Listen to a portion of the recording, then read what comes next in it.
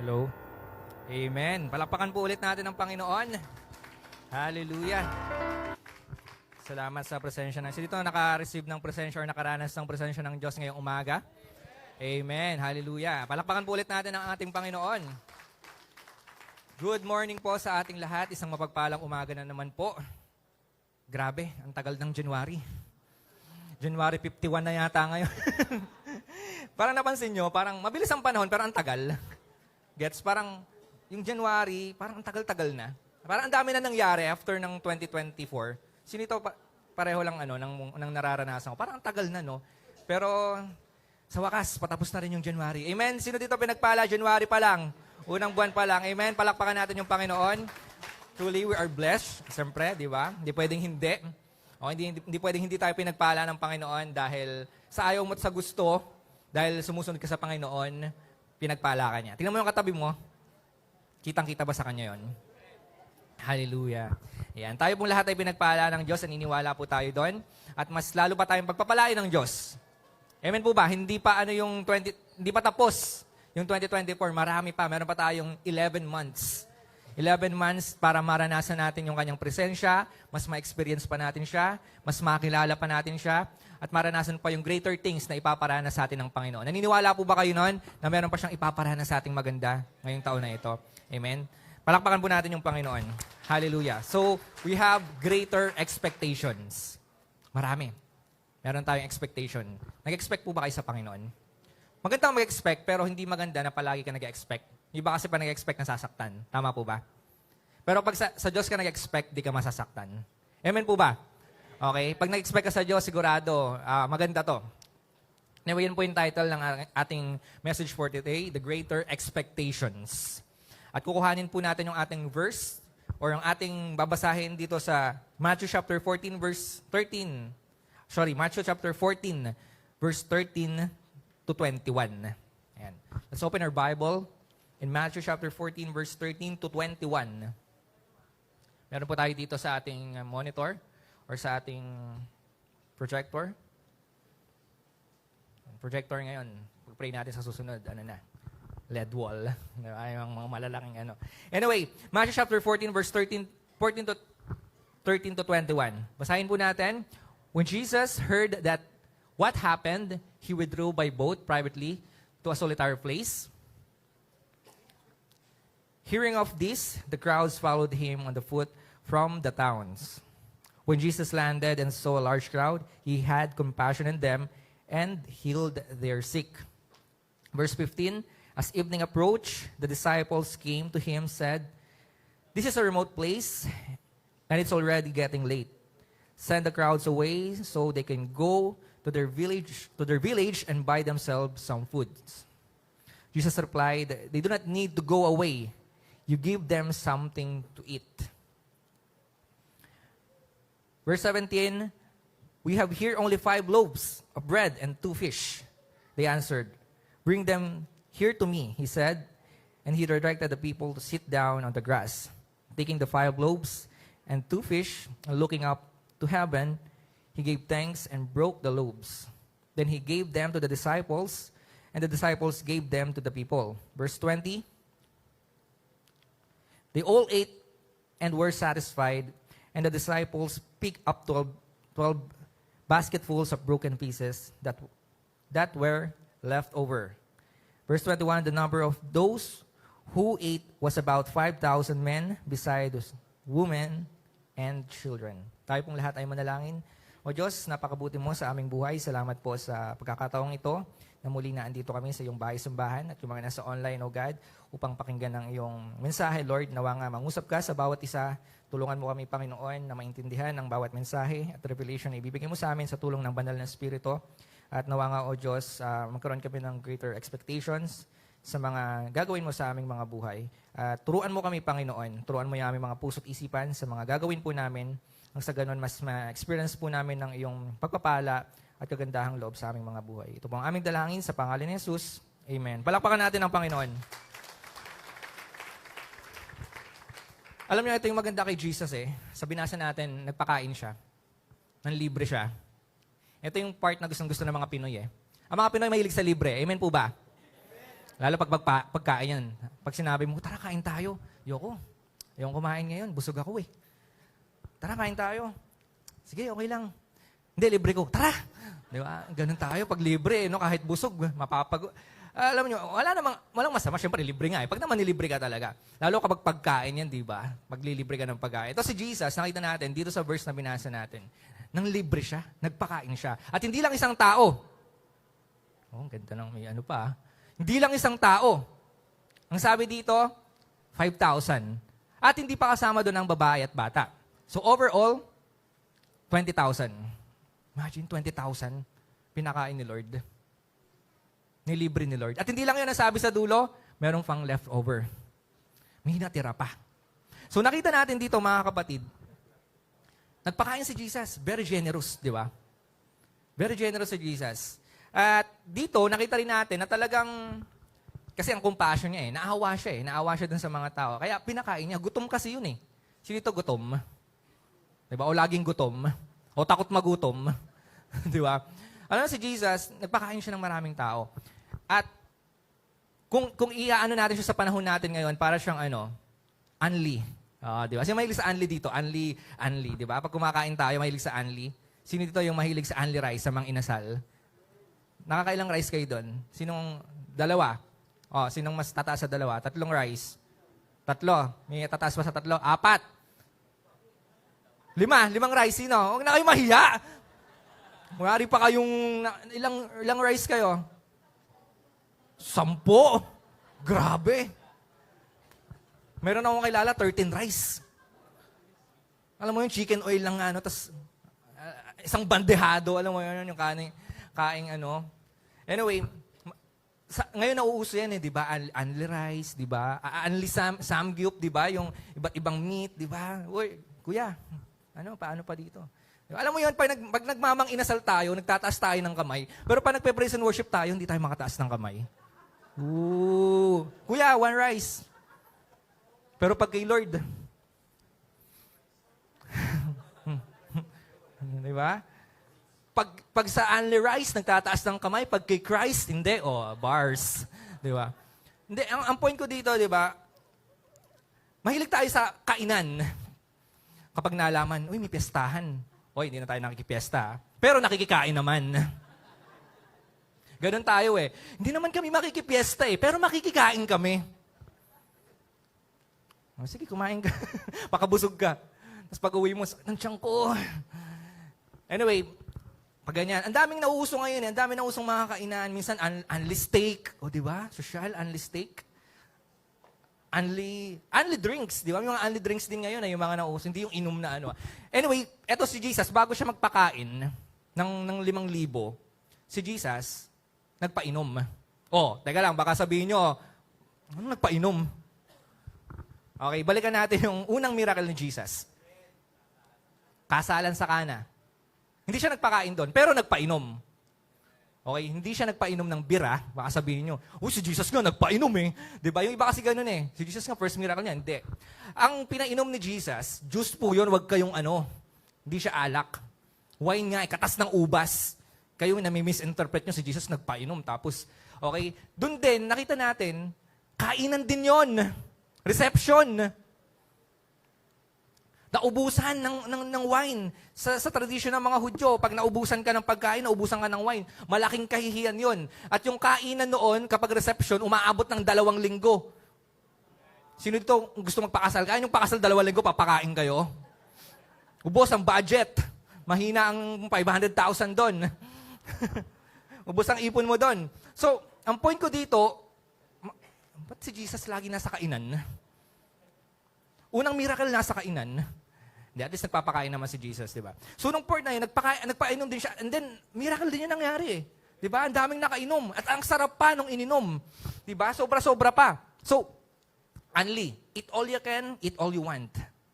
Di ba? Kasi nga naubos Nasabi dito, nasatisfy daw sila. Okay? Nasatisfy sila. Ibig sabihin ng nasatisfy, nabusog. Di mo kakatabi mo, busog ba yan? Gutom. Ganyan po yung nangyari. Kapag naki Jesus ka, tandaan nyo po, lagi kayong busog. Amen. Hindi lang physical, spiritual lalo. Amen? Palakpakan natin yung Panginoon. Itong mga sumusunod kay Jesus, nakita nyo, Kapag sumunod ka kay Jesus, itong mga 5,000 tao na to, bagamat nagutom sila kasi sumunod nga sila kay Jesus eh. Pero hindi ka gugutumin ng Diyos. Lalo na sa spiritual na buhay. Kahit minsan, ganito, di ba? Minsan, spiritual, parang drain na drain tayo. Alam mo yun, kasi ang Panginoon, mahilig sa kainan talaga yan eh. Kaya nga, sa mga metaphor, ginagawa niya, I am the bread of life. Pati siya, di ba, tinapay. So, ibig sabihin talaga, ang gusto ng Diyos, isatisfy ka. Dahil ang tunay lang na makakapag-satisfy sa atin, ay walang iba kundi si Jesus Christ. Amen po ba? Palakpakan po natin. Oo, may pagkain, pero matutunaw din yan eh. Di ba? Ang tunay na makakapag-satisfy sa atin ay walang iba kundi yung ating Panginoong Hesukristo. So dito pinakita niya yon. Ngayon nakita natin dito mga kapatid na naka-experience sila ng miracle. Hindi nila in-expect yun. Kahit yung mga disciples, hindi nila in-expect yun. Kasi nga, ang nangyari, ang dami nito eh. Di ba? Almost 2,000. Kayang punuin yung 3 Araneta Coliseum. Papakainin mo. Pero nakita natin dito, nagpakain si Jesus. Okay? So, bukod po dyan, mga kapatid, bukod kasi sa New Testament, di ba nagpakain si Jesus sa New Testament? Nakita natin doon na maraming nasatisfy, nabusog, at sumobra pa. Alam niyo, kung babalik tayo sa Old Testament, may nangyari din ganyan. Yung mga Israelita, nung time na nasa ilang sila, okay, meron ding tinapay. Saan galing? Sa langit. Kaya nga tinawag na Skyflakes eh. yung mana, di ba? From the sky. Di ba? Kaya kinakain nila Skyflakes. Hindi, mana po yun. So yun yung parang tinapay na basta tinapay. Yun yung sinabi nila. Kaya nabusog din sila nung time na yun. Kaya kung makikita natin sa una pa lang, from Old Testament to New Testament, hindi ka talaga gugutumin ng Diyos. Nasa wilderness ka, nasa wilderness yung mga Israelita nun eh. Si Jesus din, nasa ilang din sila, not necessarily na ilang, but alam mo yon, remote place. Ibig sabihin, malayo doon sa kabiasnan. Okay, kapag nandun tayo sa mga lugar na gano'n, tandaan nyo po, hindi kayo pababayaan ng Diyos. Kapag dumadaan kayo sa wilderness, kapag dumadaan kayo sa parang walang something na nasa paligid nyo, naandun yung Diyos kasama nyo at magpo-provide po yung Diyos sa inyo. Okay? Yung walang-wala, na tingin mo walang-wala, pero doon pala magpo-provide yung Diyos. Amen po ba? Palakpakan natin yung Panginoon. Ganun po yung Diyos natin. So, kung sa Bible, sinabi na to, dapat meron din tayong greater expectations. I-expect natin, kung ginawa to sa mga Israelita, ginawa to sa mga doon ng New Testament, sa mga sumunod sa ating Panginoong Kristo, i-expect din natin kung ano yung mga miracles na nangyari noon, kung ano yung ginawa ng Diyos sa Israelita, ganun din sa mga anak niya, na sumusunod sa Kanya. Pero dito, sa binasa natin, tingnan natin, ano yung makikita natin dito na lesson na pwede natin i-apply sa buhay natin kapag tayo ay nagkakaroon ng expectation sa ating Panginoon. So, tandaan nyo po palagi, kapag nag-expect tayo sa Panginoon, lagi yung tatandaan na meron diyang correction. Iko-correct kayo ng Panginoon. Kasi minsan, mali expectation natin eh. Mali yung expectation natin. Kaya minsan, nasasaktan tayo. Okay, walang masamang mag-expect, pero kung mali expectation mo, doon ka masasaktan. Nakuha nyo po. Nasasaktan tayo kasi mali yung expectation natin eh. Hindi naka-align doon sa Diyos. Pero kung naka-align sa Diyos yung expectation mo, hindi ka masasaktan. Okay? Masasatisfy ka. Tulad ng mga nandito. So ngayon, tingnan natin. Ano ibig sabihin nito? Bumalik tayo dito. Ang sabi dito sa point number 1 natin is yung God's correction o yung correction ni Jesus. Balikan natin yung verse 15 to 16. Ang sabi dito sa verse 15 to 16, sige balikan natin. As evening approached, okay, the disciples came to him and said, "This is a remote place, and it's already getting late." So, paggabi na. Okay? Send the crowds away so they can go to the village and buy themselves some foods. Okay? Ito yung sabi ng mga disciple, no? Pauwiin nyo na yan. Pauwiin nyo na yung mga tao na yan. Dahil walang mabibili ng pagkain dito, papakainin natin lahat yan. Sa 4 na gospel, nabanggit po yung pagpapakain ng 5,000. Okay, ang isa pa sabi ni Philip doon, ang sabi pa ni Philip, ang sabi niya, paano natin mapapakain yan? Eh yung kalahating taong sweldo natin, hindi pa aabot dyan. Yung thinking nila. Naunahan agad ng ganong kaisipan. Logic agad eh. O nga naman, kasi tingnan mo, ang dami niya, paano natin mapapakain lahat ng yan? Ubos ang pera. Feeling ko walang pera yung mga disciples nun, kaya ganyan yung sinabi. Baka wala talagang dalang pera. Okay? Pero, ito yung in contrast, nakita niyo yung contrast. Yung mga disipulo, pinapauwi itong mga tao. Umuwi na yan, tayo na lang dito. Okay, dami-daming tao na yan. Pagod na rin kasi sila. Gabi. Ang sabi kasi dito, getting late. Kapag alas 6 na, di ba nakakapagod na sa mga nag-work? Si Jesus nag-ministry yan magdahapon. Pagod na sila. Kaya gusto na rin nilang pauwiin itong mga tao na to.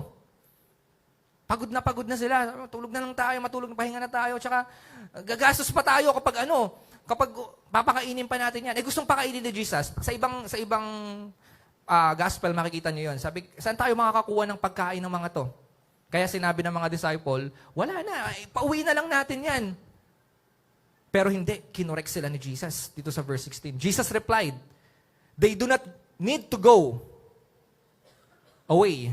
You give them something to eat. Nakita niyo yung correction? Lord, pauwiin na natin yan. Pero kinorek siya ng Diyos. Hindi. Huwag niyong pauwiin. Pag-stay niyo yan dito. At hanapan niyo ng pagkain. Kung kayo ay nasa kalagayan ng mga alagad, anong mararamdaman niyo? Lord, bakit? Paano? Di ba? Pero hindi, mga kapatid. Minsan kasi nauunahan tayo ng matalino nating kaisipan, ng logic, ng lohika, kisa sa faith. Kapag gano'n na nangyari sa'yo, ikokorek ka talaga ng Diyos. At dapat magpakorek ka sa Diyos. Marami sa atin hindi nagpapakorek sa Diyos. Puro utak ang ginagamit. Matalino ka nga. Pero mga kapatid, tandaan nyo po, kapag yan ang pinairal mo, ikokorek ka ng Diyos. At magpakorek ka sa Diyos.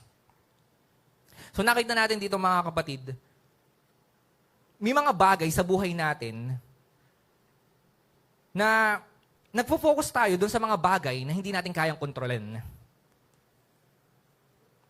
Mas lalo kayong mai-stress kapag nagpo-focus kayo dun sa mga bagay na hindi nyo kayang kontrolin. Hindi nyo na nga kayang kontrolin, gusto nyo pang makontrol. Lalo kayong may stress. Kasi ganun tayong mga tao o tayong mga Pinoy. Hindi, problema na ng iba, pinoproblema mo pa. Dinagdagan mo yung problema mo. Problema ng kapitbahay mo, dahil nagmamaritesan kayo, naging problema mo na rin. Na-stress ka pa lalo. Nakakadagdag ng stress. Kasi nga, may mga bagay na hindi ka makokontrol, pero gusto mong kontrolin. May mga bagay, may mga problema na gusto mong solusyonan, pero hindi naman ikaw yung makakapagsolusyon nun. Pinipilit mo. Masyado kang Jollibee. Bida-bida. May mga ganun tayo minsan kaisipan Itong mga alagad, Lord, paano yun agad inisip nila Paano natin papakainin yun? Hindi niya alam kasama nila si Lord Minsan ganun po tayo. Alam mo nang kasama si Lord, pero napapangunahan ka pa rin ng Lord, paano to? Anong gagawin ko? Tandaan niyo po mga kapatid, may mga bagay na meron tayong kayang kontrolin at may mga bagay na hindi tayo dapat kontrolin. Hindi natin kayang kontrolin. So mag-focus tayo doon sa mga bagay na makokontrol natin. Hindi doon sa mga bagay na hindi mo makokontrol. Kasi wala ka na magagawa doon. Magsasayang ka lang ng oras, saghahanap ka ng solusyon para doon. Pero wala ka naman magagawa. Kasi nga, hindi mo makokontrol yon.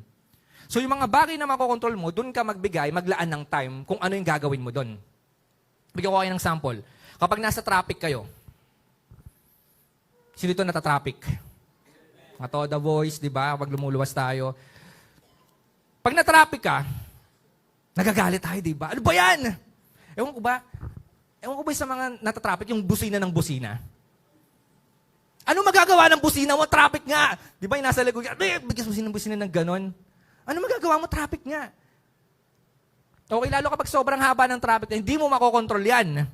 So, anong gagawin mo? Things na makokontrol mo. Anong gagawin mo? Mag-relax ka lang. Hayaan mo lang. Wala ka na magagawa dyan. Di ba? Palamigin mo yung ulo mo.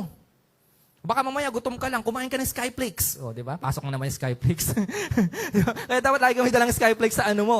Di ba? Alam mo yun, minsan kasi baka mamaya gutom ka lang, no? May umiinit ang ulo mo. Alam mo yun, nakokontrol mo naman Pwede mong kontrolin. Yung traffic na wala ka na makokontrol kahit magbusi-busi na ka dyan. Walang mangyayari, lalo lang iinit ang ulo mo. Pero kung may bagay ka na pwedeng kontrolin, kumain ka muna, mag-ano ka lang dyan. O kaya man, tumawag ka muna sa misis mo, baka namimiss ka na. O, di ba? Mga ganon. Yung pwedeng makontrol mo, yung sarili mo, Ganun dapat. Kumbaga, wag mong aksayahan ng oras yung bagay na hindi mo makokontrol dahil wala mangyayari dyan. Doon ka sa mga bagay na pwede mong kontrolin. At saka, positive lang ba? Isipin mo, baka mamaya kaya ka na traffic para iiwas ka ni Lord doon sa aksidente. O, di ba? Isipin mo na lang, traffic. Baka mamaya, pag hindi traffic dyan, nagdire-diretso ka, babangga ka ng 10-wheeler truck. So, dinelay muna ni Lord. O, dito ka muna, matraffic ka muna. Alam mo yon, may mga ganun kasi, dapat, may mga bagay naman, yung isip natin, nakokontrol natin yan. So, dapat doon po tayo mag-focus. Halimbawa, yung weather, kaya nyo bang kontrolin yan? Halimbawa, okay na kayo, lalabas na kayo ng mga tropa nyo, di ba? Kumbaga, ready na ako, tara na, outfit check, woo! Naman, di ba? Nakaayos na lahat ng ano mo, kumbaga, okay na lahat. Ready ka na umalis. Ngayon, nung paalis ka na, bagong-bago pa yung sapatos mo, biglang umulan. Pira naman to. Pormadong-pormado na ako, outfit check na. Umulan bigla. So, dalawa lang naman yan. It's either mapipikon ka, magagalit ka, or gagawa ka ng paraan. Yung ulan, wala ka na magagawa dyan. Kaya pati, tumigil ka ulan! Hindi mo na magagawa yun. Kahit na magmukmuk ka dyan, kahit magtiwas, ano ka dyan, wala magagawa yung pag-iyak mo, kung pagkapikon mo. Hindi ka susundin ng ulan. So, anong gagawin mo? Things that you can control. Magdala kang payong. Tapos, makakaporma ka pa rin naman, di ba? Alam mo yun, minsan kasi nauunahan tayo ng mga bagay na hindi naman natin kayang kontrolin, pero gusto natin, tayo yung mag-control. Kaya anong nangyayari? Nawawala na. Di ba? At the end of the day, bad trip ka tuloy. So, doon po tayo sa mga bagay na kaya nating kontrolin. Ito pa, isa, halimbawa, yung mga tao sa paligid mo, hindi mo makokontrol yan. Yung ugali ng kapitbahay mo, hindi mo makokontrol yan. Yan na yan. Pero pwedeng meron kang magawa. Pero yan na yan. Di ba? Sila nga hindi nila mabago sarili na ikaw pa kaya. Totoo o totoo? Gusto mo kasi baguhin yung ugali nila eh. Hindi mo mababago yan. Ikaw ang mag-adjust. Amen po ba? Parang amen. Hirap kasi mag-adjust, no? Lalo ang sama ng ugali nung...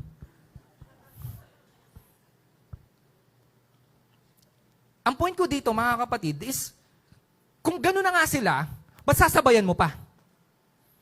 Huwag ka mag-focus doon, di mo makokontrol yun. Baka malalo magkagulo kayo kapag kinontrol nyo sila. Ang gawin mo, okay lang, magpakababang loob ka. Sige lang. Kung kaya mong kontrolin yung galit mo, kontrolin mo yung galit mo. Kahit may anger issue ka. Ikaw yung makakakontrol dyan eh. Kung sila hindi nila makokontrol yung galit nila, edi ikaw yung kumontrol sa sarili mo. Pag parehong di nyo nakontrol yan, patay kayo. Magka-clash talaga kayo. Things na makokontrol nyo, dun kayo mag-focus. Amen po ba? Alam mo yon, iisipin mo lang siya. Kumbaga mindset ba? Mindset. Sabi mo sa kati mo, mindset ba? Mindset. Doon lang naman kasi lahat magsisimula sa utak natin eh. Pag tama mindset mo, tama expectation mo. Halimbawa, isa pa, ito dami kong sample dyan Nakihugot Pero hindi pa naman. Halimbawa, yung mga mister nyo, lakas humilik. Paggabi. Yung tipong akal, uy, ano nangyayari sa'yo?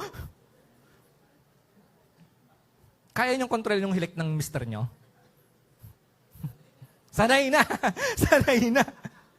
Di ba? Yung hilik ng mga mister nyo. Alam nyo, pag gano'n, anong gagawin nyo? Kaya nyo kontrol. Alam nyo, matakpan nyo ng unan nyo. Mamamatay pa. Papatayin nyo pa mister nyo eh.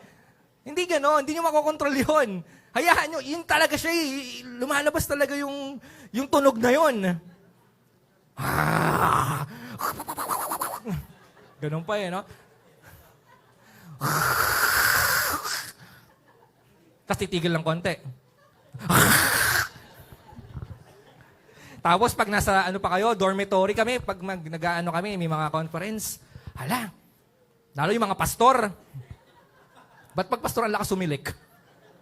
Pagod kasi. Ganun yun. Kayo eh. Siyempre, pagod sa ministry.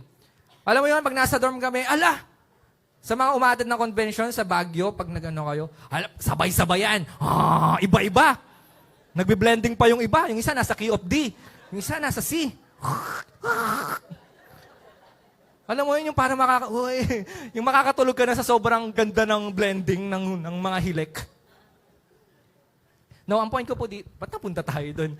Kung ikaw yung asawa mo, umihilik ng ganon, sige lang, tanggapin mo na. Tanggapin mo na. Asawa mo yan. Yun na lang. Acceptance is the key. Makokontrol mo yun. O, pwede ka maglagay ng earplug. Di ba? Para hindi mo marinig. Alam mo yun, may magagawa ka. Sa hilik niya, wala ka magagawa. Hindi mo makokontrol. Pero ikaw, may magagawa ka. Amen po ba? Yun yung point ko. Tsaka isipin nyo to mga kapatid, no? Ito naisip ko lang to. Alam nyo, theory lang naman. Kung bakit humihilik yung mga lalaki, yung mga asawa nyo paggabi, bumabawi lang yan. Kasi sa umaga, yung mga nanay, wala akong sinabi ha. Kasi sa umaga, yung mga nanay, woo, come on church. Yeah. Eh, yung mga mister, tahimik lang yan. Pero mamaya, manda ka sa akin mamayang gabi. Kung kaya kayong mga misis. Theory lang po yun. Okay, hindi ko alam kung saan nanggaling. Kumbaga, pumasok lang sa isip ko. Malay nyo ka naman, di ba? Bawian lang ba? Things that you can control. Sa mga makokontrol mo, dun ka, alam mo yun, mag-focus. Sila Philip, yung mga disciples, hindi sila nag-focus dun eh. Okay? Nag-focus sila sa iniisip lang nila. Anong gagawin natin? Pero, buti na lang may correction yung Diyos. Alam niyo yung correction ng Diyos, malalaman niyo yan sa Bible. Hindi dito sa mga preaching na to. Sa mga preaching na nangyayari na ganito. Usually yung correction ng Diyos, sa church yun nakukuha.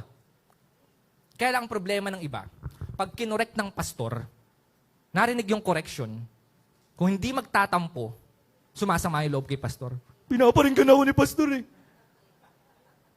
Ewan ko sa inyo. Alam nyo mga kapatid, ang correction minsan masakit yan.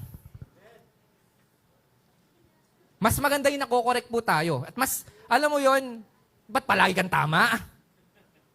Tignan mo ang katabi mo. Pag palaging tama yan, may tama yan. Walang perfectong tao. Kaya nga may correction, kaya nga pupunta sa church para magpa-correct. Hindi dahil banal ka na. Yung expectation mo, kaya ka pumapasok sa church kasi alam mo na merong aayusin sa'yo. Tapos kapag inaayos ka, nagtatampo ka. Kaya ka nga pumapasok sa church kasi may mali sa'yo eh. Yan po yung purpose ng church. Isang purpose ng church. Para ano? Para ma-correct tayo. Para maayos tayo. Hindi dahil banal ka na at magpapabanal ka pa. Yes, kasama yon. Okay? Pero hindi ka perfecto eh. Kaya ka pumapasok ng church. Parang hospital yan. Papasok ka ba sa hospital kung okay ka na, wala kang sakit? Kaya ka papasok ng hospital kasi may something kang nararamdaman, may mali sa'yo. Sa church, ganun din po. May mali sa'yo, kaya ka lumalapit dito, kaya ka pumupunta dito. Kasi gusto mo magpakorek at dapat magpakorek ka. Amen po ba? Palakpakan natin yung Panginoon doon. So every time na pupunta ka sa church, so expectation mo, dapat, alam mo yun, makukorek ako dito, maaayos ako dito. Okay? Kaya nga may fresh revelation, fresh message ng Diyos. Kasi si Jesus, si Apostol Pablo, kung magsalita yan, matindi yan. Kayong mga ulupong! Kung sabihin ko kayong ulupong, ay, si Pastor ulupong daw ako, ahas. O, matatampo na kayo. Bakit? Kasi yung correction, mga kapatid, mahalaga yan. Kung di ka kino-correct, magtaka ka na. Ito, kahit mga disciple ni Jesus, kinorek niya eh. Di ba? Hindi. Pag-stay mo dito yan. So, ganun po mga kapatid. Expect po natin yon. Kung nag-expect ka ng blessing, mag-expect ka rin ng correction kasi baka mamaya may mali kang ginagawa. Amen po ba? Hindi yung expect ka lang expect blessing. Woo! Pasok ng blessing, may expect ng expectation. Yeah, okay yun. Pero tendan mo rin. Okay, meron ka rin dapat pang ayusin. Meron ka dapat i-correct sa buhay mo. So, tandaan niyo po mga kapatid, no? Huwag tayong pangunahan ng mga bagay na ang Diyos naman yung may solusyon.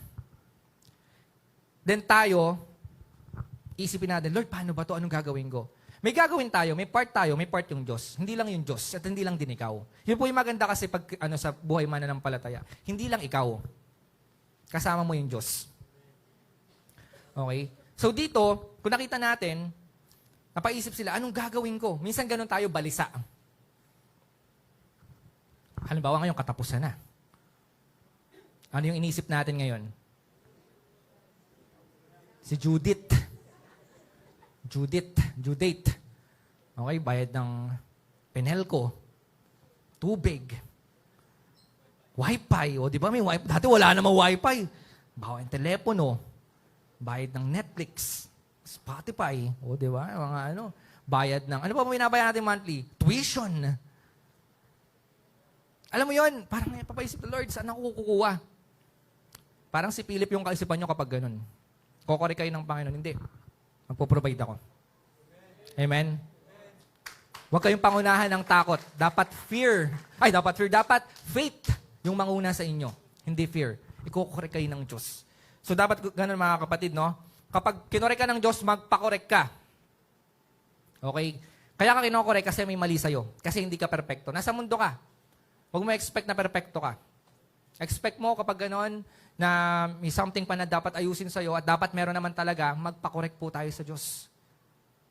Kami kahit lingkod kami ng Diyos, kahit mga pastor kami, marami pa rin kaming gustong ipakorek sa Panginoon.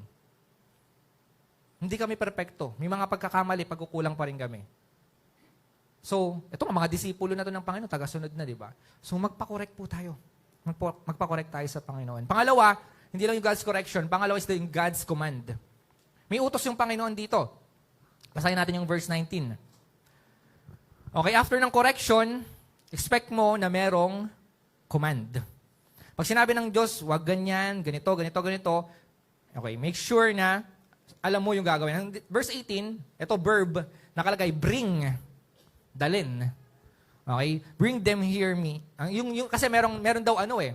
Ang maganda naman sa mga disipulo, bagamat ganun yung kaisipan nila, kinorek sila ng Diyos, meron din silang parang remedyo na, ayun, yun nga yung sinasabi ko sa inyo, meron silang kayang kontrolin. Doon sila nag-focus. Meron silang nakita na 2 isda at 5 tinapay. At yon yung binigay nila sa Diyos. Nakita nila sa bata eh. Okay? So, anong nangyari? Meron po dito, 5 tinapay at 2 isda. Buti na lang binigay ng bata, no? Yung baon niya. Buti na lang binigay niya. Kasi kung hindi mangyayari yung miracle na yun. So, nung binigay ng bata sa bring, dalin mo dito. Binigay naman. Alam niyo, ganun sa Panginoon. Meron ka ibibigay sa Panginoon. Kung nag-expect ka sa Panginoon, meron ka rin dapat ibibigay sa Panginoon. Hindi yung expect ka lang ng expect. Lord, bless mo ko. Paano ka bless ng Lord? Wala ka namang binibigay sa Kanya. Ano mang klase yan na pwede mong ibigay sa Panginoon, ibigay mo yan. Okay? And then, kasi expect lang tayo ng expect ng kung ano mang gusto nating makuha kay Lord eh. Pero, dito nakita natin, sabi, bring, dalin mo dito. So, kung gusto mo ng blessing mula sa Panginoon, magdala ka ng something para sa Panginoon. Ibigay mo. Pwedeng buhay mo yan, talent mo yan, anumang meron ka, treasure mo, or kung ano man na nasa iyo. Dali mo yan. And doon, from that, makikita natin na may gagawin yung Diyos. So, may command yung Diyos. Kaya dapat, kapag may correction yung Diyos, dapat sumunod tayo doon sa utos ng Diyos. Amen po ba? Hindi lang yung magpapakorek ka. After nun, dapat sundin mo yung utos ng Diyos. Dapat, makita natin dito na kapag Kristiyano ka, laging may pagsunod.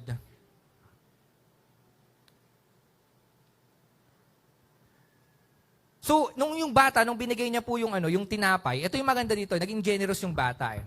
Hindi niya binigay yung isang tinapay lang or isang isda. Kasi pwede naman yun eh. Binigay niya lahat. Binigay niya lahat. So, minsan ganun po tayo eh. Kapag susunod naman tayo kay Lord, amen po ba? Pero hindi buo. Kapag sumunod ka kay Lord, yung lesson na makukuha natin dito, dapat buo. Amen po ba? Kasi madalas susunod naman, Lord, susunod ako sa iyo, pero minsan, merong limitation. Lord, hanggang dito lang, susunod ako, pero ganito lang.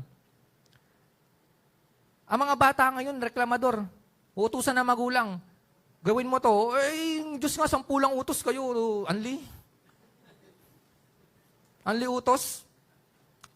Mga bata, hindi lang 10 ang utos ng Diyos, libo-libo. At kasama sa utos ng Diyos, sumunod ka sa magulang mo. O, ano ka ngayon? 10 utos, ha? Basa kasi ng Bible, basa-basa din kasi. Okay? Yung pagsunod sa magulang, pag sinunod mo yung, ito lang yun eh, pag sinunod mo yung magulang mo, malaki yung chance, kaya mo rin sundin yung Diyos. Kasi inutos ng Diyos. Isa yan sa utos ng Diyos, sumunod ka sa magulang mo. At kapag sumunod ka sa magulang mo, sinunod mo na rin yung Diyos. O di ba double kill? Utos ng Diyos yun eh. Sundin mo yung magulang mo, i-honor mo yung magulang mo. So kapag sinunod mo yung magulang mo, nasunod mo na yung magulang mo, nasunod mo pa yung Diyos. Kaya pagpapalain ka ng Diyos. Kaya sa mga anak na nandyan, yun lang. Okay, gawin nyo yun. Malaking parting gawin nyo sa buhay nyo. Sumunod kayo sa mga magulang nyo. Kami, mga magkakapatid, kami po, personally, kami, hindi man kami perfecto. Sabi ko nga mga PK, di ba? Hindi naman mga perfecto yung mga PK na yan. Pero isang masasabi namin na talagang nagawa namin is yung pagsunod namin sa magulang. Though, ako, personally, ewan ko lang yung mga kapatid ko, pero ako, hindi ko naman totaling sinunod yung magulang ko eh. May mga part din na pasaway din ako. Alam po nila yun. Alam nyo rin po yun yung ibang mga kakilala ko, lalo dati. Pasaway ako. May time na susunod naman ako, pero hindi naman. Gets? Ito yung sinasabi ko sa inyo na kalahati lang eh. Susunod ka naman, pero hindi naman talaga. Yung masabi lang na sumunod ka, halimbawa, ako na lang, para yung sample, baka sabihin nyo, halimbawa ako, ano ba? O sige, ang sabi ng magulang ko noon, mag-aral kang mabuti. So ako, nag-aral lang, pero hindi mabuti. Gets? Sumunod naman ako eh. Nag-aral naman talaga ako eh. Pero hindi mabuti. Pero nag-aral ako. O sumunod ako, hindi. Sumunod, pero hindi naman, nag-aral lang. Kasi ang katuwiran ko dati, ako, siguro kung nagseryoso ako sa pag-aaral, ang dami ko medal dyan, nakatambak. Hindi, joke lang. Hindi. Ano kasi nangyari nun, ang katuwiran ko dati, yung makapasa ka lang, okay na. Eh bakit? Okay na yun. Kumbaga, may standard ako dati eh. Okay, 84.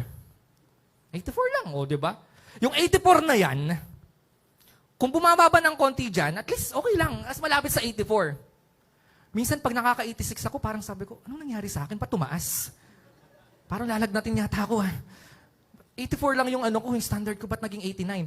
Alam nyo, nung elementary ako, nagka-92 ako. Sabi ko, parang may himatay ako. Yun lang yung gusto ko, 84, okay na ako dun. Pero nagka-ano ako, 92. Tanong niya, ano subject? Kaup. Naalala nyo ba yun? Yung pinakamadaling subject sa buong mundo. Alam mo yon? Yung tanong ba, nadapa yung kaibigan mo, tas yung sagot, tutulungan mo ba o hindi? Yung ganun lang kasimple. Kaya na 92 ako. Yung mga nakaabot ng subject na ECAUP, mag-asawa na kayo. Wala na yatang ganun eh. ECAUP. Forget kakasal na eh. No? Lakas ng loob eh. No? Hindi, ang tagal, wala na kasi eh. Pero doon lang ako tumaas yung grade ko sa ECAUP. 92. Tapos, nung nag-high school ako, nagka-90 plus din ako. Values education naman. Yung parang ECAUP din. Yung madadali lang ba? Pero pagdating ng P6, minsan nasa 79 pa. Hindi kasi ang punto ko noon, nakapasa okay. 75, pasado naman eh. Pasang awa nga lang. At least pasa. So, ang punto ko noon, sumunod ako sa magulang ko. Nag-aral ako, pero hindi mabuti. Pero sa isipan ko noon, sumunod naman ako sa magulang ko. Bulak-bulpo kasi ako talaga dati, kung alam nyo lang. Diba? Mag-aral kang mabuti. Pero, ang maganda naman dito, mga kapatid, bumawi naman nung nag-Bible school na. Kung kailan akong hindi sinabihan ng magulang ko na huwag ka mag-aral ng mabuti, doon ako nag-aral mabuti. Kaya ngayon, nagma-masters pa rin ako. Hindi naman nila ako sinabihan, mag-aral ka mabuti. Pero ako naman, nag-aral naman ako mabuti. Sakto lang. Nung nag-Bible school ako, kahit pa paano, may sabit naman. Ano tawag doon? Yung with honors ba yun? O yung, ano tawag doon? Hindi naman academic award, yung pinaka-mataas. No? Hindi naman sa nagmamayabang, pero Shirin, tawa naman. Kilala kasi ako nito ni Shirin, bata pa lang, kumbaga. Ang point ko dito is yung, kung kailan ako hindi sinabihang mag-aral, doon naman ako sumunod. Kaya ngayon, may medal ako doon, 2. Hindi po luto yun, hindi porket director yung Bible school. Kasi baka sinasabi niya, lutong Macau, ano, dito ka nag-aaral sa Bible school, ikaw yung pinakamataas. Bakit? Tandaan niyo po, iba-iba yung mga teacher namin. Tawa. Pinagtawanan ako. Di ba? Wala, hindi yata naniwala. Hindi kasi nag-Bible school ako, nagulat din ako, taas ng grade ko. Pero by grace lang po yun. Amen po ba? By grace. And lately, chinek ko lang din po yung ano ko ano pangalan nito? Sa ATS. Nag-check ako ng nagtanong ako sa registrar, ano po yung grades ko, pa-check ko. Kasi simula nung pandemic, kasi 2 subject lang po ako every sem. Kasi ang dami pong ginagawa, sobra. So, natatambakan ako. So, from pandemic hanggang ngayon, nag-aaral pa rin ako ng masters. So, simula noon, hindi ko ba nakikita yung grade ko. Kasi online kami palagi eh. Yun naman po yung blessing. So, nung tinik ko yung grades ko, chinek ko. Gulat ako. Puro may 1. Sabi ko, ula. Hindi ako sinasabi na magulang ko na mag-aral mabuti ah. Pero sabi ko, 1.25, 1.5. Isa lang yung 2 ko. Simula sa lahat. Ang hirap po. Alam niyo, mga nag-masters po dito, di ba? Research, ganyan-ganyan. Ayoko ng ganon. Mag-chat GPT ka na lang. Okay? Ayoko ng ganon. Pero nagulat ako. Alam niyo, minsan kung kailang hindi ka sinasabihan, doon ka sumusunod. Kung kailang sinasabihan ka, doon ka hindi sumusunod. Di ba? Naalala ko dati, sabi ng mga magulang ko, huwag ka muna mag-girlfriend. Nag-aaral ka pa. Sumunod ako. Sumunod ako sa kanila. Pero, nag-MU naman. O, di ba? Sabi kasi wag mag-girlfriend eh. O di nag-MU ako. Sabi, di ba sumunod? Pero hindi, alam mo yun, nagigets nyo po? Ganon din naman kasi yung MU eh. Sa mga kabataan na nag-MU dyan, papunta pa lang kayo. Wala akong, papunta pa rin ako. Papunta pa lang kayo, pabalik na kami. Alam niyo yun, wala man akong gift sa discernment, pero kayong mga nadidiscern ko yung mga nag-MU na yan. Kaya huwag kayong dyan. Dahil dumaan ako dyan. Okay? Kasi ang girlfriend, di ka nga na-girlfriend, nag-MU ka naman. Ganon din. Alam mo yun, parang sa loob-loob mo, sumunod ka, pero hindi. Kaya ang nangyayari kasi, minsan akala natin sumunod na tayo pero hindi naman eh. So, isa pang sample. Puro sample na ako ngayon eh. Ang sabi ng mga magulang ko, umuwi ka, huwag ka magpapagabi. Alam nyo na. Nakuha nyo agad ha. Sabi, huwag ka papagabi ng uwi ha. Mga Dota boys kami. Dota boys, hindi Toda boys. Dota boys. Yung mga kasabayan ko nagdodota nun. Ang nangyayari kasi noon, nagdodota kami, actually, yung mga kabataan din sa church dati, ng PK, no? Ako na anak ng pastor, nangunguna pa sa pagkakaano eh. Tara, Dota tayo! Ganon kami. So after yun ang gawain ng youth every hapon. So kami naman, tara, gabi na nun eh, tara, Dota tayo. Ako pa nag-aaya eh. Tapos sila naman, tara, G. So, nagpapaalam naman kami sa mga magulang namin. Siyempre, Christian eh. Di ba? Papaalam kami. Lalabas lang po kami. Pero di namin sinabi magdodota kami. Kasi ang pangit ng image ng Dota dati, pang demonyo kasi yun. Totoo naman. Pang demonyo naman talaga yung Dota. So kami, nung lalabas kami, sasabihin, huwag kayo magpapagabi ha. Ay kami, hindi naman kami papagabi. Papaabot kami umaga, 1:00, ganun. Umaga na talaga. Sunday pa yun, tapos kinabukasan may pasok. Kasi nga talagang kami, nag-enjoy kami sa ginagawa namin nun eh. Kaya nangyayari, nasasaraduhan ako ng gate. Nalalakan ako. Ayun, nag-o-over na lang. Paggabi. Opo, nalalakan. Dahil dito, nag-over ako niyan. Tingnan ko muna, baka pagkamala ako magnanakaw dito. Bakit? Alam mo yon, may mga ganun po tayong kaisipan. Susunod tayo, pero sa isip natin, sumunod tayo, pero hindi naman talaga. Sa pananampalataya, minsan ganun din po tayo. Sasabihin natin, Lord, susunod naman ako sa'yo. Pero hindi buo. Naranasan po natin yan minsan sa ating pananampalataya, sa buhay pananampalataya natin. Lord, sige, maglilingkod ako sa'yo. Pero anong klaseng paglilingkod ang ginagawa mo? Buo ba yon? Lord, magpe-pray ako sa'yo, magde-devotion ako sa'yo. Nagpe-pray ka nga, kaya lang, nakakatulugan mo yung prayer mo. So, ang point natin dito, kapag sumunod ka sa Panginoon, dapat buo. Amen po ba? Tulad ng ginawa nitong bata na to, binigay ang buo. May utos, ibigay mo ng buo. At magtiwala ka rin ng buo sa Diyos kapag meron kang binigay sa Kanya. Amen po ba? Kaya nga sabi, trust in the Lord with all your heart. Buong puso, mga kapatid. Buong puso. Gusto kasi natin minsan kalahati lang. Ganito lang, ganito, ganito. Hindi po. Kaya, yung pagsunod sa Diyos, lagi niyo pong tatandaan, hindi mawawalang kabuluhan yung pagsunod niyo sa Diyos. Kami po, ako, bagamat marami akong mga pagkukulang noon, minsan hindi sumunod sa magulang, minsan sumunod nga pero hindi naman buo. Pero na-realize ko habang tumatagal, kapag sumunod ka sa magulang mo, sigurado mapapaganda yung buhay mo. Dahil yan yung utos ng Diyos. Ako po, yung pagsunod ko sa, kaya ako nasa harap nyo po ngayon dito, malaki yung parte ng pagsunod ko sa magulang. Yun po yung masasabi ko.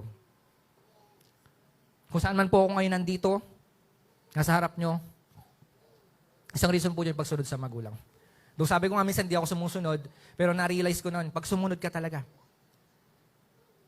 pagpapalain ka ng Diyos. Pangako po ng Diyos yun.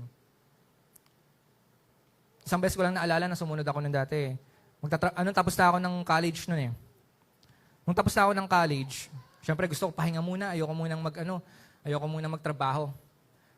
Syempre, tulog-tulog lang muna ganyan. Gusto mo, deserve ko to, tapos yung tapos yung work, yung school. Tapos sabi sa akin ni Daddy, punta ka dun sa merong sa BC, sa trade, meron dong job fair. Ako naman, sabi ko, ayoko, naantok pa ako, pahinga, deserve ko to. Ganun pa ako eh. Pero hindi, sige, pumunta ka dun, try mo maghanap ng trabaho dun. So ako, syempre, napilitan. Sumunod naman ako, kahit napipilitan. Nung pagdating ko doon, hanap akong trabaho. Wala naman akong trabaho makikita dito. Parang, ayoko. Pero sabi ko, sige, tatry ko lang. Tatry lang naman. Isa lang ang in-applyan ko nun. Nakita ko doon, Trust International Paper Corporation. Tip ko, dito sa Mabalacat. Layo. Pero sabi ko, sige lang, try lang naman. Hindi ko naman din papatusin to. Nakita ko doon, graphic artist. Kailangan. Ako po, graphic artist po ako actually, sa mga hindi po nakakaalam. Yun po yung natapos ko. So, nakita ko, sige, apply ako. Pinasa ko yung resume ko na wala namang laman. Tinawagan ako. Sabi, oy, mag-exam ka dito. After ilang days, ako naman sabi ko, hindi, sige, pumunta ako. Try lang naman, puro try lang naman. Ayoko naman kasi talaga. Okay, so nung pag-try ko doon, nag-exam ako, ang hirap ng exam. Sabi ko, hindi na ako makakapasa dito. Okay na yan. Tapos tinawagan ako, pumasa daw ako. For interview ka na. Bumalik na naman ako sa Mabalacat.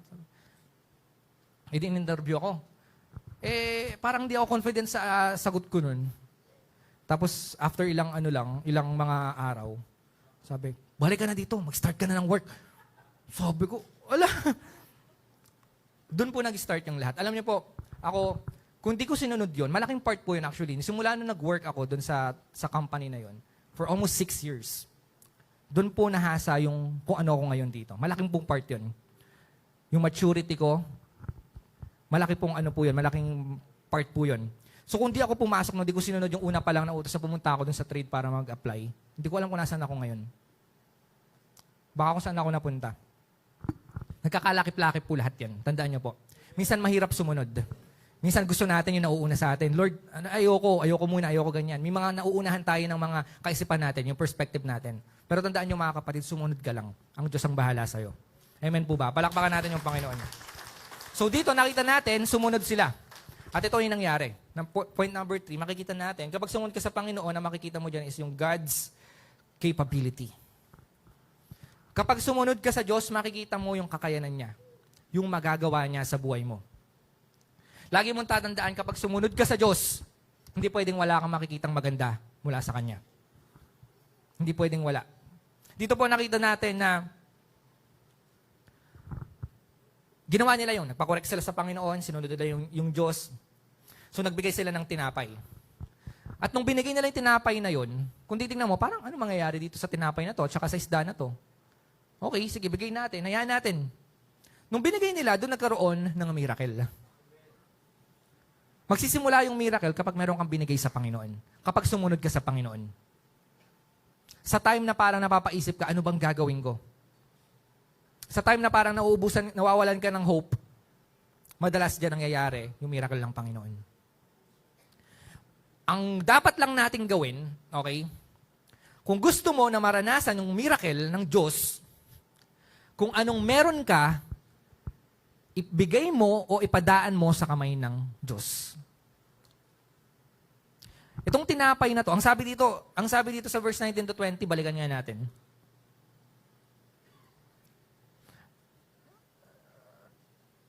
Verse 19, balik lang ng konti. Ang sabi doon, and he directed the people to sit down on the grass, umupo sila. Taking, kinuha. Okay, nakita niyo po dito? So, bring, binigay, and then, kinuha naman ni Jesus. So, taking. So, ano man po na meron kayo, ganito lang po yan mga kapatid, kung gusto nyo kayong i-bless ng Panginoon, makaranas ng miracle, greater things sa buhay nyo, okay, kung ano meron kayo, ibigay nyo at ipahawak nyo sa Panginoon. Tignan nyo, nung ipinahawak, yung 5 loaves and 2 fishes, di ba? Looking up on heaven, he gave thanks and broke the loaves, and then nakakain ng lahat. Doon nangyari yung miracle. Ganun po pala. Kung gusto mong makaranas ng miracle, ipadaan mo sa kamay ng Diyos kung ano yung meron ka na ibibigay mo sa Kanya. Tulad ng tinapay. Kasi kung binigay mismo talaga sa Diyos eh. Ano man yan, possession, ano man merong nasa sarili mo, di ba? Minsan kahit ano yan, anxiety, depression, ipadaan mo sa kamay ng Diyos. At sigurado merong gagawin yung Diyos sa pinadaan mo sa Kanyang kamay. Amen. Palakpakan po natin yung Diyos. Kaya huwag kang magdalawang isip na meron kang ibigay sa Diyos at ipadaan yan sa kamay ng Diyos. Dahil siguradong sigurado, merong magandang ipapakita yung Diyos sa'yo after mong ibigay yung bagay na yan at pinagkatiwala sa Kanya. Kasi ganito po yung nangyari eh. Okay? Pinahawak. Binigay sa Diyos. So yun po pala yung susi natin. Para makita yung capability, yung kayang gawin ng Diyos. Kasi kung ikaw lang yung hahawak niyan, hindi mo makikita yung kayang gawin ng Diyos sa buhay mo. Kasi ka dyan eh. Tali ka dyan eh. Ikaw lang yung may gustong, ikaw lang makakakita yan. Pero kung ibibigay mo sa Diyos yan, yung hindi mo mabitaw-bitawan na yan, doon mo makikita na merong kayang gawin yung Diyos sa buhay mo. Doon mo makikita yung miracle ng Diyos sa buhay mo. Ano man po yan. Kung ano po yung nilalagay sa isip nyo ngayon ng Diyos, hindi ko po alam yan sa inyo. In spirit, kung ano po yung nilalagay sa inyo ng Diyos ngayon, na ibigay nyo sa Diyos. Ibigay nyo po, huwag kayong magdalawang isip. Makakaranas kayo. Makikita nyo yung kayang gawin ng Diyos sa buhay nyo. Okay, mamamangha kayo sa kayang gawin ng Diyos sa buhay nyo. Kapag ipinadaan nyo yan sa inyong kamay. Hindi lang po yan mga material na bagay yung sinasabi ko po. Okay, kahit ano nga, sabi ko kahit nga po yung inyong takot, yung anxiety nyo, ipahawak nyo po sa Diyos yan. Yung sakit nyo physically, ipahawak nyo po sa Diyos yan. At doon nyo makikita, kayang magpagaling ng Diyos kahit anong sakit pa yan. Ipahawak, ipahipo nyo po sa Diyos. Yun lang naman po yung susi. Ito yung bread, pinahawak eh. Ano nangyari? Dumami.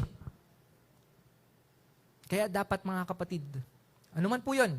Yung mga pag-aalala nyo, ano bang mangyayari? Sige lang. Yung future nyo, ipahawak nyo yan sa Diyos. Ang Diyos ang bahala.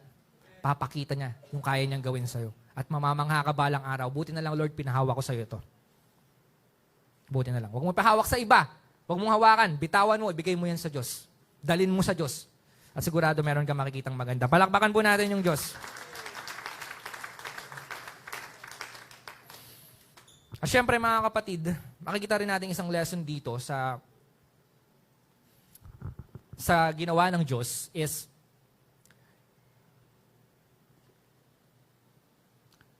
nung binigay ng Diyos, nung binigay nila yung tinapay, ang sabi dito, balikan nga natin verse 20. 19 pa rin. Then sige, doon na sa part na yun. Then he gave them to the disciples, and the disciples gave them to the people. Sorry.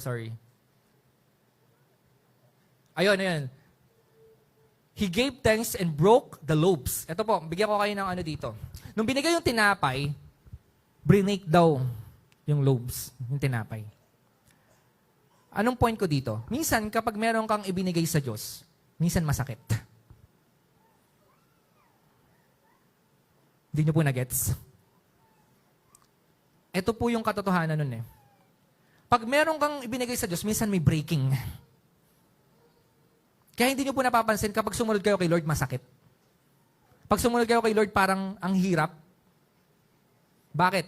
Kasi once na ipanagkatiwala mo sa Diyos dyan, may breakings talaga. At yan po yung i-expect po natin.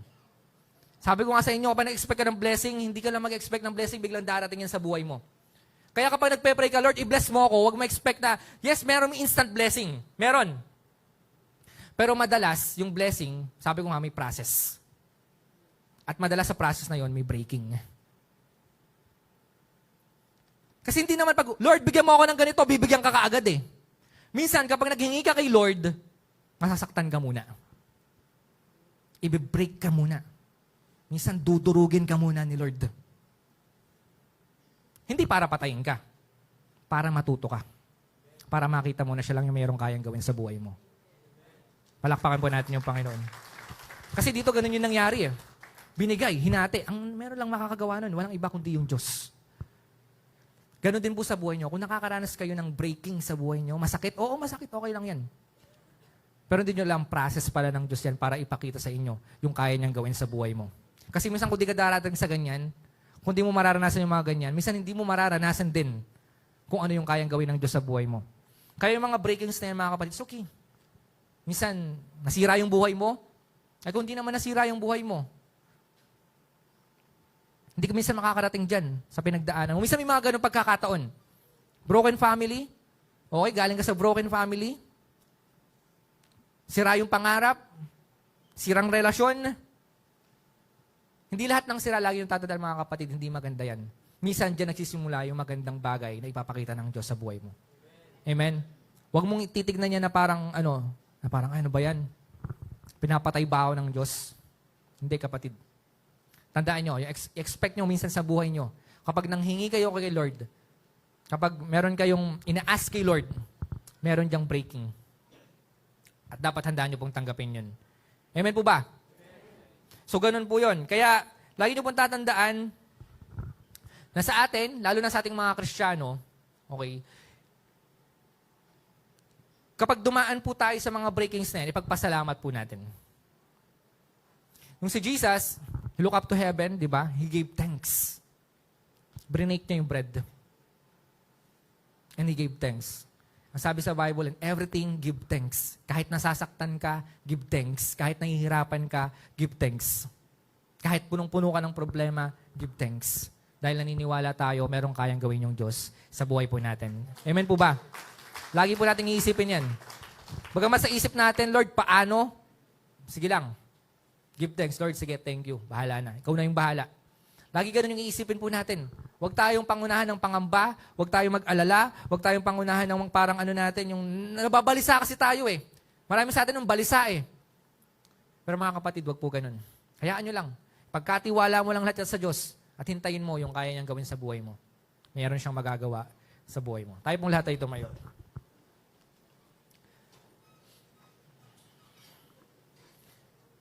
So ngayong umaga po na ito, I believe na meron tayong mga expectation mula sa Diyos. Meron tayong mga ina-expect mula sa Kanya, lalo ngayong 2024, tapos na yung January. Yung expectation natin, maaaring meron tayong ina-expect na something, na greater things na mangyayari, which is okay lang po yun. Walang masama po doon.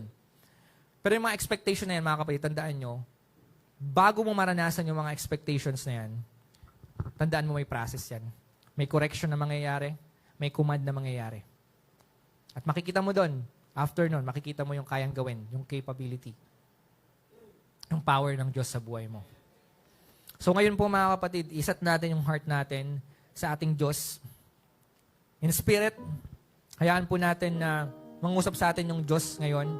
Kung ano man pong mga correction na sinasabi ng Diyos sa inyo ngayon, magpa-correct po tayo. Maaaring yan, narinig nyo yan sa preaching,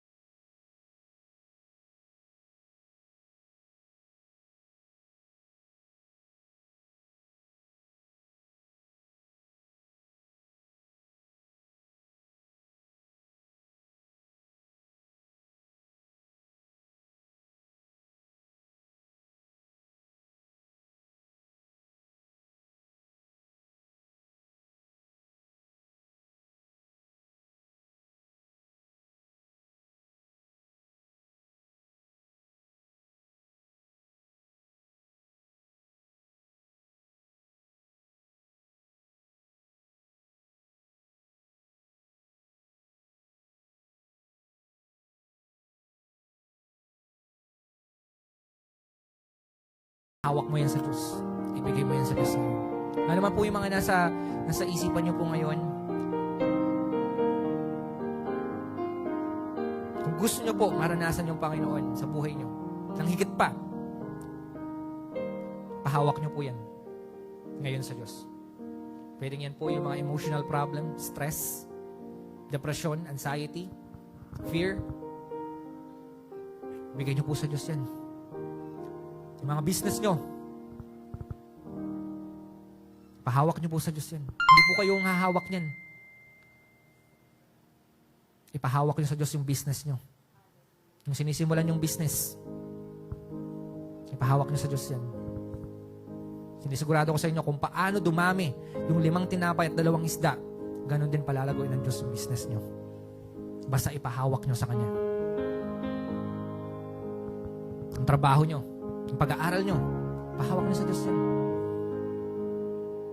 Pahawak niyo sa Diyos. Yung ballpen, yung lapis, yung papel, yung computer na hawak niyo sa trabaho, yung pala, yung manibela,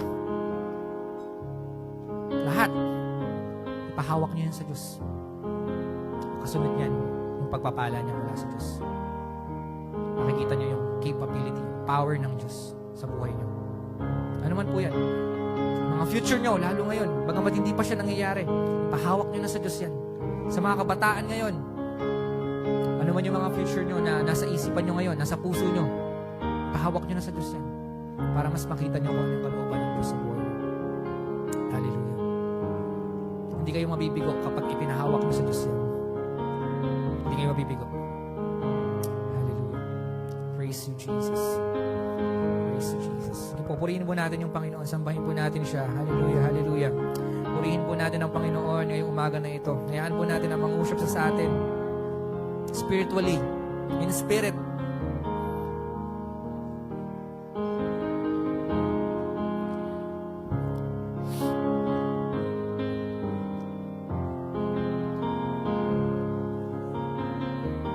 Hallelujah. Napakabuti mo sa amin, O Diyos. Simula pa lang noon. Salamat, Panginoon. Lord, salamat ngayong umaga na ito. Naranasan namin ang iyong presensya. Nangusap ka sa amin sa pamamagitan ng iyong mensahe. Lord, nawa nga, Panginoon, hindi lamang ito marinig lang namin, nilalabas kami, malimutan namin itong aral na ito, ang mensahe mo na ito, Lord. Ipamuhay namin to. Gawin namin to, Lord, dahil sayang, Lord, kung di namin gagamitin to. Maraming mga mamimiss na opportunity. Maraming mga mamimiss na pagpapala, O God. Kung pakikinggan lang namin to, di namin to gagawin. Madali lang makinig. Pero Lord, mahirap gawin. Ngayon Lord, humihingi kami ng tulong sa iyo na itong mga pinag-aralan namin ito, Lord, magawa namin, Lord, ng buong pananampalataya. Hayaan mo, O Diyos, na umasa lamang kami sa iyo. Mahaba pa yung taong 2024. Lord, may mga ina-expect kami na gagawin mo. Pero Lord, naniniwala rin kami na meron kang gagawin sa amin, Panginoon, minsan na breaking. Pero Lord, papasalamat kami sa lahat ng mga gagawin mo. Papasalamat kami sa mga pwede mong gawin sa aming mga buhay. Pwedeng masaktan kami, pwedeng mapagod kami, dumaan kami sa problema, pero ngayon pa lang nagpapasalamat kami dahil alam namin, Lord, bago pa dumating yan, may solusyon ka na. Bago pa dumating yung mga problema na yan, Lord, naniniwala kami meron ka ng kayang gawin. Tulad na namang nabasa namin dito, O God, may solusyon ka na. Basta magtiwala lamang kami sa iyo, O God. Maraming daraang subok, problema ngayong 2024, sa pamilya, sa trabaho, sa business, sa pag-aaral, pero Lord, sabi mo, sa iyong salita, Panginoon, dahil na kay Kristo kami, tagumpay na po kami, O God. Tagumpay na po kami. Hallelujah. Lord, kiniklaim po namin ito. Hindi po ito galing sa aming mga sarili. Ito po ay iyong salita. Ano man po ito, O Diyos, na nasa isipan namin, Lord, nahaharapin namin, tagumpay na kami. Taas po natin yung mga kamay po natin, nagsisimbolize na, Lord, we are victorious, O God. Hindi pa man tapos ang laban, hindi pa man nagsisimula yung laban, pero Lord, tagumpay na kami. Yan po ang pangako mo. Ayan yung pag-asa na binibigay mo sa amin, Lord. Salamat, Panginoon, dahil ngayong oras po na ito, binigyan mo kami ng pag-asa, panibagong lakas. At lalabas kami sa lugar na ito, O God. Ibang-iba na po kami, O God. Salamat, Panginoon. Salamat dahil meron kang inayos ngayon, may kunarek ka ngayon, O God. Meron kang pinagaling ngayon, meron kang binagong perspective sa kanilang mga isipan, O God. Salamat, O Diyos. Nawa nga, patuloy ito na tumimo sa aming mga puso. Hindi lang ngayong linggo, O God.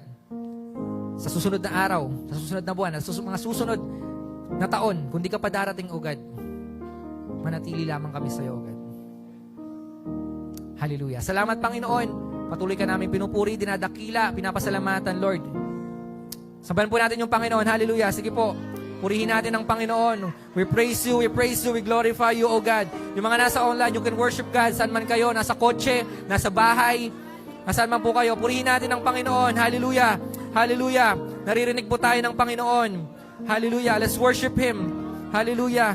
Glorify Him, O God. Hallelujah, hallelujah. We praise you, we praise you. Thank you, God. Hallelujah. Thank you for your favor, O God. Pasalamatan na natin ang Diyos in advance. Wala pong masama na pasalamatan ang Diyos in advance. Dahil naniniwala tayo na merong kayang gawin yung Diyos sa buhay natin. Pasalamatan po natin siya. Hallelujah. Salamat po, Panginoon. Bagamat hindi pa po nangyayari, pero nagpapasalamat na kami ayon sa iyong kalooban, Lord. Pagkakatiwala mo to, ibibigay mo sa amin, Lord. Hallelujah. Let your will be done, O God, in our life. Lalo na ngayong 2024, O God. Thank you, O God. Hallelujah. We praise you. We glorify you. Hallelujah. Hallelujah. We praise you. Thank you, Lord. Thank you. Salamat po, Panginoon. Sa oras na ito, patuloy po namin pinagkakatiwala ang buhay ng bawat isa sa iyo, Lord. Lord, salamat sa iyong mga pangako. Pangahawakan po namin ito ngayong taon na ito. Salamat po. Ito po aming dalangin sa pangalan ni Jesus. Amen. Palakpakan po natin yung Panginoon.